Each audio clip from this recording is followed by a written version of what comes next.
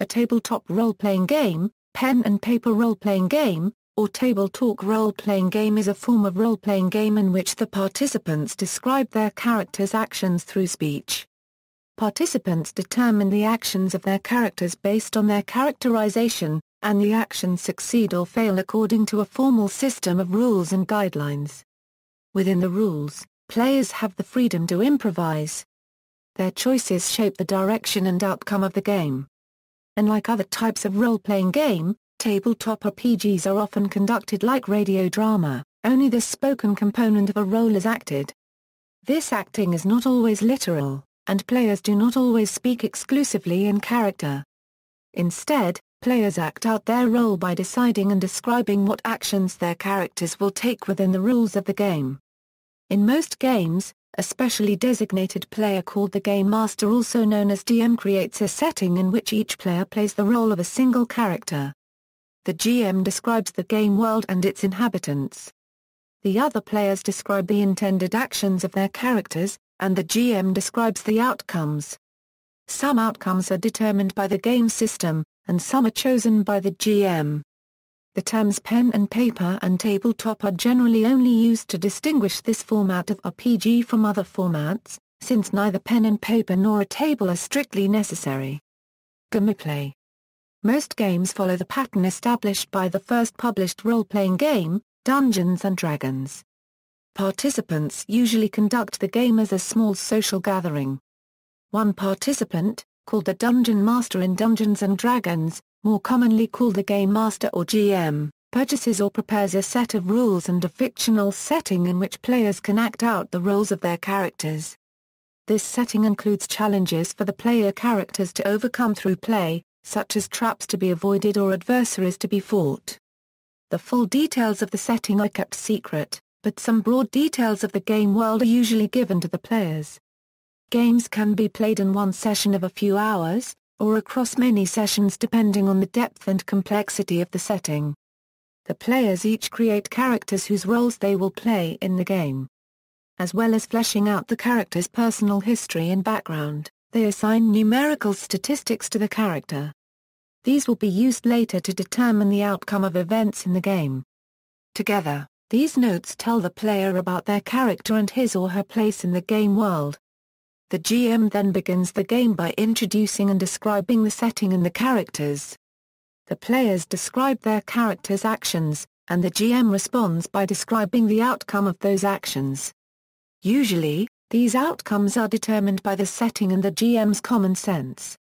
Most actions are straightforward and immediately successful. For example, if a player has their character look around a room, the GM will describe the room. If they have their player leave, the GM will describe whatever they encounter outside the room. The outcomes of some actions are determined by the rules of the game.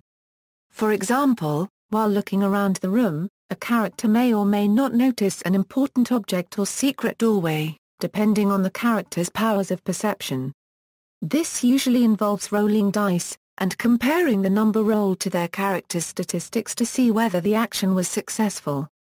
Typically, the higher the character's score in a particular attribute, the higher their probability of success. Combat is resolved in a similar manner, depending on the character's combat skills and physical attributes. In some game systems, characters can increase their attribute scores during the course of the game as the result of experience gained. There are alternate game systems which are diceless, or use alternate forms of randomization, such as the non-numerical dice of fudge or a Jenga tower. Games are of indefinite length, from a single brief session to a series of repeated sessions that may continue for years with an evolving cast of players and characters. Play is often episodic and mission-centric, with a series of challenges culminating in a final puzzle or enemy that must be overcome. Multiple missions played with the same characters may be related to each other in a plot arc of escalating challenges. The exact tone, structure, pace and end vary from game to game depending on the needs and preferences of the players. History. The assumption of roles was a central theme in some early 20th century activities such as the game jury box, mock trials, model legislatures, and theater games. In the 1960s, Historical reenactment groups such as the Sealed Knot and the Society for Creative Anachronism began to perform creative history reenactments introducing fantasy elements, and in the 1970s fantasy war games were developed, inspired by sword and sorcery fiction, in which each player controlled only a single unit, or character. The earlier role-playing tradition was combined with the war games' rule-based character representation to form the first role-playing games. Dungeons & Dragons, developed in 1974 by Dave Arnson and E. Gary Gygax and published by Gygax's company, TSR, was the first commercially available role-playing game. TSR marketed the game as a niche product. Gygax expected to sell about 50,000 copies total to a strictly hobbyist market. After establishing itself in boutique stores, it developed a strong, lasting fan base. Another early game was Traveller, designed by Mark Miller and first published in 1977 by Game Designers Workshop. This was originally intended to be a system for playing generic space opera-themed science fiction adventures, but an optional setting called the Third Imperium that was detailed in subsequent supplements became strongly identified with the game. The changes in this setting over time, especially those involving the Fifth Frontier War as depicted in the Journal of the Traveller's Aid Society, arguably constitute the first use of metaplot in a role-playing game. Meanwhile, Call of Cthulhu and Paranoia offered different role-playing experiences, in which the story arc of a group's investigation would lead to death and or madness, or where comical infighting within a group would be expected and reinforced within the genre conventions of a darkly humorous future. At the same time, games using the fictional worlds of Star Trek, DC Heroes, the Marvel Universe or The Lord of the Rings expanded the range of possibilities for tabletop gaming. Dungeons & Dragons was a subject of controversy in the 1980s when opponents such as Patricia Pulling claimed it caused negative spiritual and psychological effects. Academic research has discredited these claims. Some educators support role-playing games as a healthy way to hone reading and arithmetic skills. Though role-playing has been generally accepted in society, the subject retains a level of controversy among some religious organizations. This belief or attitude is by no means universal among religious organizations. There are faith-based role-playing games on the market and religious role-players who disagree that these games are morally corrupt or occult in nature. Due to the game's success, the term Dungeons & Dragons has sometimes been used as a generic term for fantasy role-playing games. TSR undertook legal action to prevent its trademark from becoming generic. Games such as GURPS and Champions also served to introduce game balance between player characters. Later, Vampire, The Masquerade and similar games served to emphasize storytelling, plot and character development over rules and combat.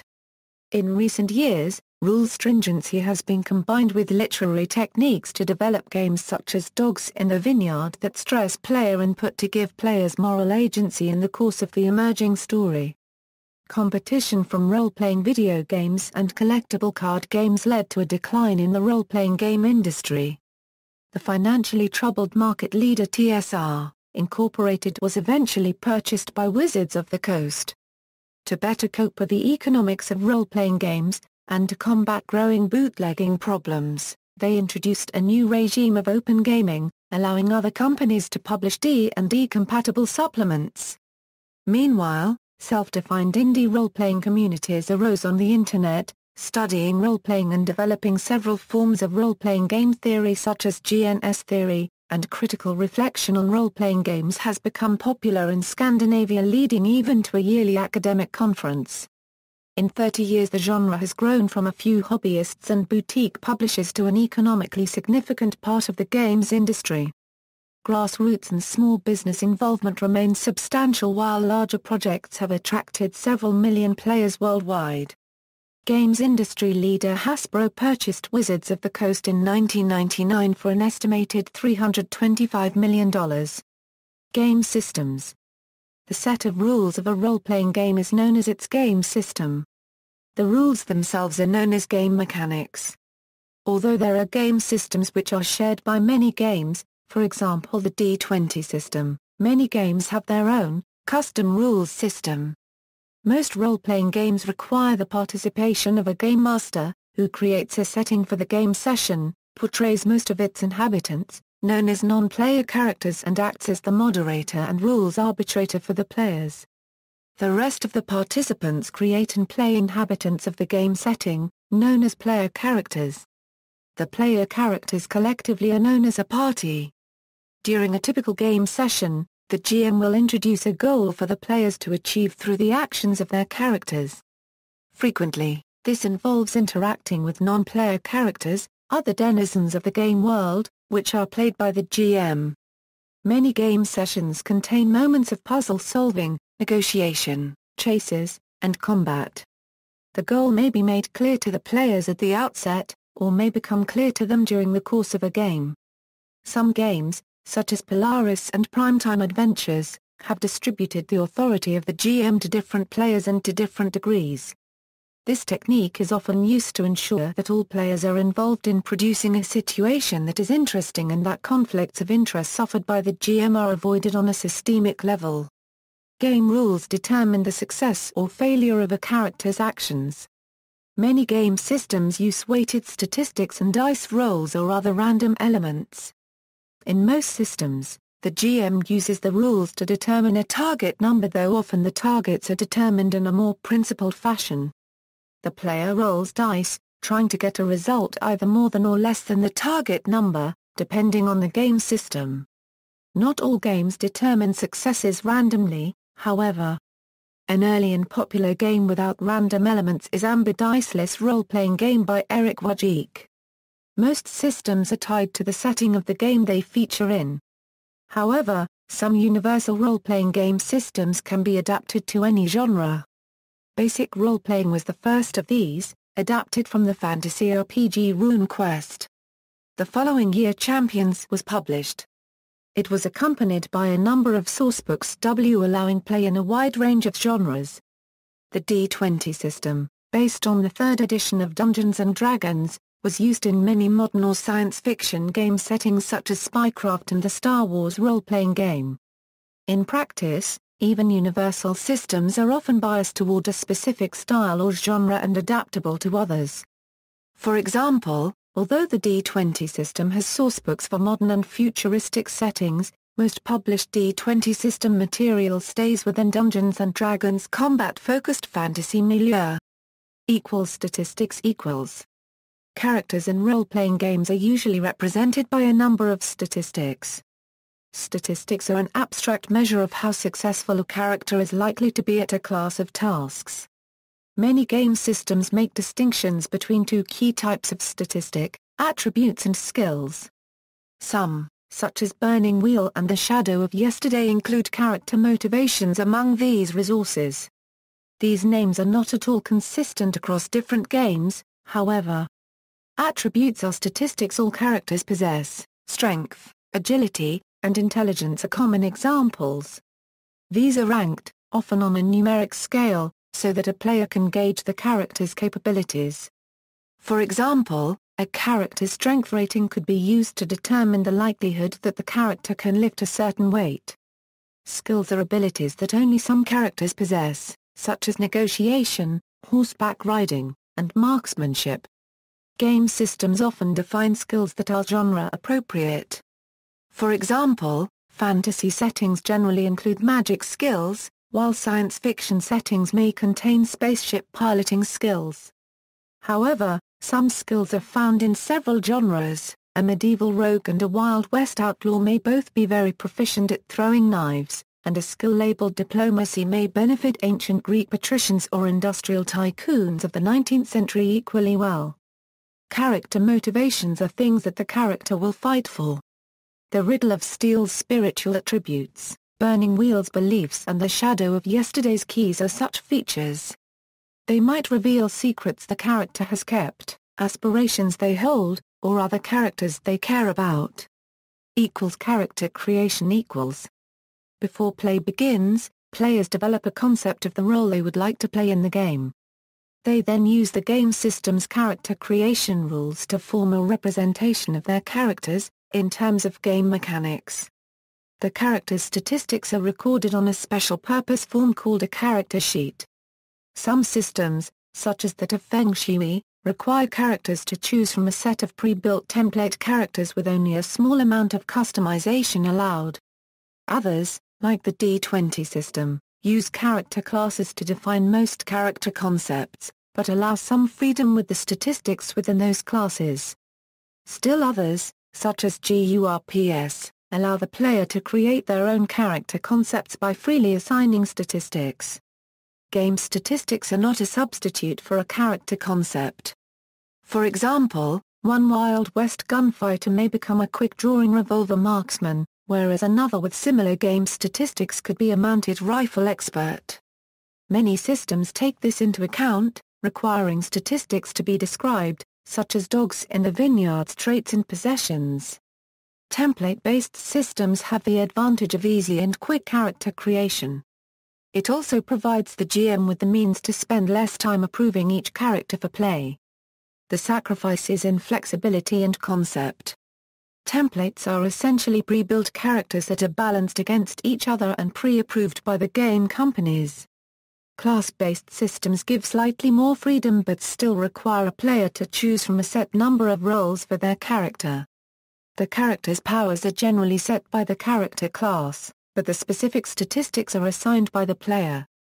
Character point-based systems, such as Hero System, allow complete freedom of concept. The downside is that, in many cases, character creation is much more complex, making the GM spend a lot more time examining and approving each character concept. A few games allow free-form character creation. Characteristics are simply assigned as a player sees fit, and the final result is submitted to the GM or group for approval. Free-form character creation can be implemented in any game system, but is only rarely the prescribed or assumed method. Campaign settings. Each game has a setting in which adventures and campaigns can take place. Usually a campaign setting is designed for a specific game or a specific genre of game. There are numerous campaign settings available both in print and online. In addition to published campaign settings available for purchase, many game masters create their own. Campaign settings exist for almost all genres of fiction. However, because the world's most popular role-playing game, Dungeons & Dragons, is part of the fantasy genre, fantasy is also the most played role-playing genre. RPGs of the fantasy genre are sometimes collectively called fantasy role-playing games. The use of the term world in describing a campaign setting is loose, at best. Campaign worlds such as the world of Greyhawk detail entire cosmologies and timelines of thousands of years, while the setting of a game such as Deadlands might only describe one nation within a brief segment of alternate history. There are three primary types of campaign setting. The first exists in genre and setting-specific role-playing games such as Warhammer or World of Darkness, which exist specifically within one setting. The second type of setting is for games that have multiple settings such as modern Dungeons & Dragons or those that were developed specifically to be independent of settings such as GURPS. The final type of setting is developed without being tied to a particular game system. Typically this last sort are developed first as standalone works of fiction, which are later adapted to one or more role-playing systems such as the Star Wars universe or Middle-earth. The range of genres represented by published settings is vast, and includes nearly all genres of fiction. While role-playing's roots began in fantasy, science fiction has been used in settings such as Traveller. Horror formed the baseline of the World of Darkness and Call of Cthulhu, while spycraft was based in modern-day spy thriller-oriented settings. The comic book and superhero genres have been utilized for games such as Mutants and Masterminds. A number of campaign settings have fused multiple genres into a single game. Shadowrun combined fantasy with cyberpunk, Castle Falkenstein drew on fantasy and steampunk elements, and Talk mashed up fantasy, science fiction, pulp and horror elements, while Feng Shui combined Chinese historical fantasy with kung fu action tropes and dystopian science fiction. In GURPS Infinite Worlds, the characters play Infinity Patrol agents who travel to alternate worlds, some of which include fantasy or steampunk as well as science fiction elements. Publishers. The largest publisher of role-playing games is Wizards of the Coast, a wholly owned subsidiary of Hasbro and publisher of Dungeons & Dragons, the D20 Star Wars RPG, and a number of smaller D20 titles. Most analysts give White Wolf the second largest industry market share, and the highest share in live-action games. Most role-playing game publishers are privately held companies and do not release sales figures, making precise estimates difficult. There has been no publicly available, systematic examination of point-of-sale data, limiting further estimates to a rough consensus between industry analysts whose conclusions are often controversial. Market research conducted at Wizards of the Coast in 1999 to 2000 indicated that more than 1.5 million people played D&D on a monthly basis, and about 2 million people played all tabletop RPGs combined on a monthly basis. The success of the third edition of Dungeons & Dragons likely resulted in an increase in those totals. These figures for play are substantially larger than the figures for sales. In 2006, non-Dungeons & Dragons tabletop RPGs in the upper echelons of sales typically generated between 5 and 10,000 unit sales. Most commercially published RPGs are small press products, having less than 1,000 units sold. The technology of print on demand is strongly used in RPGs, since it reduces run costs for the typical small print runs. Business models role-playing games are produced under a variety of business models, which succeed or fail based on those models' objectives. The smallest viable businesses are one-person companies that produce games using print-on-demand and e-book technologies. Most of these companies provide a secondary income for their owner-operators. Many of these businesses employ freelancers, but some do not. Their owners complete every aspect of the product. Larger companies may have a small office staff that manages publishing, brand development and freelance work. Guided by a developer manager, freelancers produce most of a game line's content according to a central plan. Finally, a few companies maintain an in-house writing and design staff. The standard business model for successful RPGs relies on multiple sales avenues, the so-called three-tier distribution model, under which the company sells products to distributors who in turn sell the products to retailers who sell to customers. This is traditionally divided into the hobby trade and the book trade. The industry consensus is that hobby retail sales have greatly declined, with the balance of hobby game sales moving from RPGs to miniatures games and collectible card games, direct sales via the Internet, through an online retailer or through the company's own electric storefront. Electronic sales and distribution either without any physical product at all or through a POD service. Once limited to small companies, this sales venue is now employed by publishers of all sizes. Attendance at conventions and events. This is particularly common among live-action games. Typically, RPG publishers have a very long life cycle once they manage to generate an initial successful game. TSR, the initial publisher of Dungeons & Dragons, was an independent entity until 1997 when it was acquired by Wizards of the Coast, who was subsequently acquired by Hasbro in 1999. Many of TSR's contemporaries remain in business as independent publishers.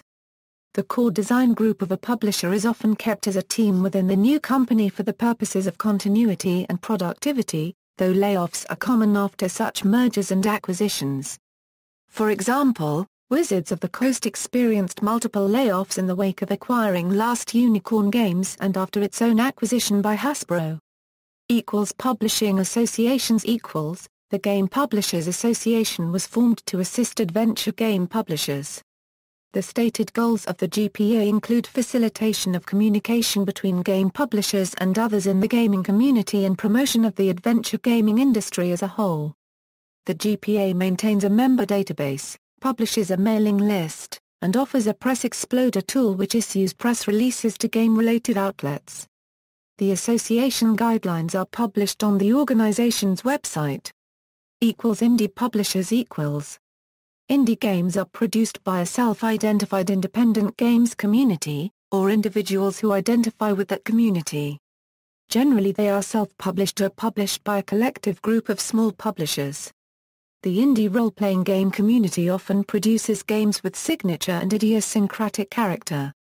Some indie publishers often eschew the three-tier distribution model and sell directly online and at conventions, or directly to stores, but many do use distribution services.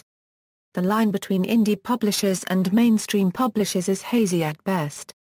Varying definitions require that commercial, design, or conceptual elements of a game stay under the control of the creator, or that the game should just be produced outside of a corporate environment, or be distributed without dependence on the industry's three-tier retail structure. Homebrew Homebrew games are game systems designed by amateurs, most often for use by one gaming group. The term refers to a group's GM making or brewing his or her unique set of rules to fit the campaign setting, or to appeal to the specific interests of the players. The term homebrew can describe anything from customizing an existing commercial product, to creating an entire standalone system. Most long-running campaigns will eventually develop into a homebrew state, as in-house rules, misunderstandings or selective application of rule system accumulates. A few homebrewed games are designed to be redistributed and modified by the use of open content licenses, such as the YAGs, and WCARP systems. The decision to license the game under permissible conditions allows the cultivation of homebrew communities, similar to the ones found with popular open-source projects. See also, role-playing game terms, gaming conventions, timeline of role-playing games, list of role-playing game artists, list of designers of role-playing games, list of publishers of role-playing games, list of role-playing games by name, list of role-playing games by genre, list of campaign settings, Polish role-playing games, Japanese role-playing games. References. External links, Tabletop role-playing game at DMOZ, Pen and Paper, RPG Database, RPG.net, RPG Community and Database.